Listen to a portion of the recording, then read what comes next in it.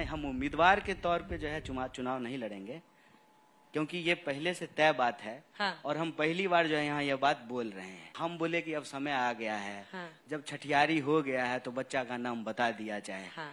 मैं बार बार कहता चुनाव हूँ, नहीं लड़ रहे हैं। नहीं, हम चुनाव लड़ रहे हैं। हम 243 सीट पे चुनाव लड़ रहे हैं। बतौर उम्मीदवार हम चुनाव नहीं लड़ेंगे। हम पॉलिटिकल पार्टी हैं, एनजीओ तो है नहीं।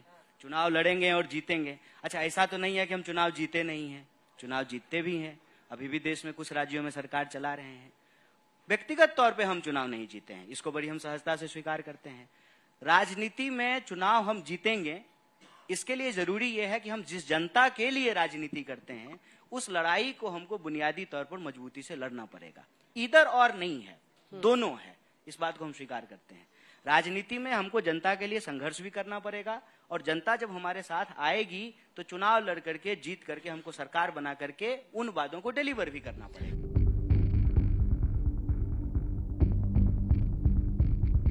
देखिए, हमको अव्वल तो जो है ना कलेक्टिव एफर्ट पे बिलीव है। जैसा कि हमने आपको कहा कि आप एक कंपनी चलाती हैं, आप एंकर हैं, कोई कैमरा लेकर के खड़ा है, कोई कार चलाता है, कोई खाने की व्यवस्था करता है। जैसे मीडिया में आज चैनल चलाना एक कलेक्टिव वर्क है, राजनीति में भी पॉलिटिकल पार्टी चलाना एक कलेक्टिव वर्क है। और जब आप एक अलायंस बनाते हैं तब तो वो और ज्यादा जो है वाइडर कलेक्टिव होता है। तो इसमें सही में कोई दो राय नहीं है। जो पार्टी ज्यादा बड़ी होगी, जिसके ज्यादा एमएलए होंगे, स्वाभाविक रूप से जो है मुख्यमंत्री उसी पार्टी से बनेगा। इसमें कोई रॉकेट साइंस नहीं है। सवाल यह है कि सीएम कैंडिडेट बनना है कि सीएम बनना है। और रही बात, जब सीएम कैंडिडेट से सीएम बनेंगे तो कैपेबिलिटी पर, देखिए कैपेबिलिटी पे जजमेंट का असली काम जो है वो जनता का है। जनता अगर उनको बार बार एमएलए बना रही है, डिप्टी सीएम बना रही है, तो स्वाभाविक रूप उनके कैपेबिलिटी पे बिलीव कर रही है। और अभी लीडर ऑफ अपोजिशन है, तो टेक्निकली जो लीडर ऑफ अपोजिशन होता है वो फ्रंट से जो है अपोजिशन को लीड करता है।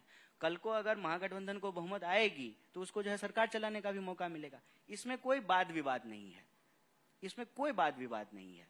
रही बात कि इसमें वाद विवाद ढूंढा क्यों जाता है, इसमें वाद विवाद इसलिए ढूंढा जाता है ना कि आजकल राजनीति को पर्सनल इंटरेस्ट और पर्सनल गेन के लिए ना पर्सनल नूरा कुश्ती का विषय बना दिया गया है। मेरे लिए राजनीति हमेशा से पर्सनल अफेयर नहीं है, ये एक कलेक्टिव एफर्ट है। और मैं पॉलिटिक्स को कलेक्टिवली ही देखता हूं। इसीलिए हमने आपको कहा कि हम एज ए कैंडिडेट नहीं चुनाव लड़ेंगे, हम लेकिन 243 सीट पे चुनाव लड़ेंगे। और ये आज नहीं, आप हमको बार बार याद दिलाते हैं, आप हम पंथ से चुनाव लड़े थे 2020 में जो हम सीपीआई में थे। और तब भी जो है हम सीपीआई के लिए भी प्रचार किए थे, कांग्रेस के लिए भी प्रचार किए थे और आरजेडी के लिए भी प्रचार किए थे। आज भी जो है हम कांग्रेस में हैं, तो हम जो है सीपीआई के लिए भी प्रचार करेंगे, कांग्रेस के लिए भी प्रचार करेंगे, आरजेडी के लिए भी प्रचार करेंगे। 5 साल में अगर कुछ बदला है ना तो सिर्फ यही बदला है कि पार्टी बदली है, लड़ाई नहीं बदली है। और ये लड़ाई जारी रहेगी।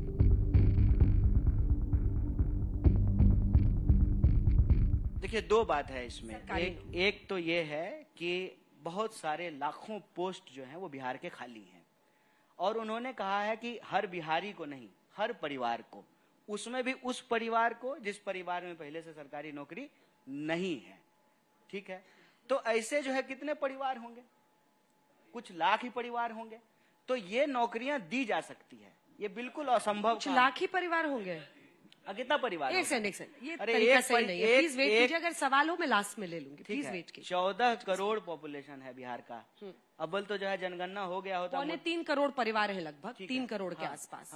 तो आप कह रहे हैं कि सिर्फ कुछ लाख ही बचे हैं, बाकी सब में सरकारी नौकरी है? नहीं, बाकी सब में सरकार, हम कह रहे हैं कि सरकारी नौकरी वाले परिवारों को यदि आप छोड़ दें, तो जिन घरों में एक भी नौकरी नहीं है उन घरों में नौकरी दी जा सकती है। कैसे?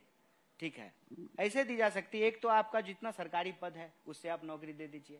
दूसरा, आप किसी भी डिपार्टमेंट में आज जा करके देखिए, आप आज के डेट में देखेंगे कि कोई भी चीज बिना जो है ठेके की व्यवस्था से नहीं चल रही है।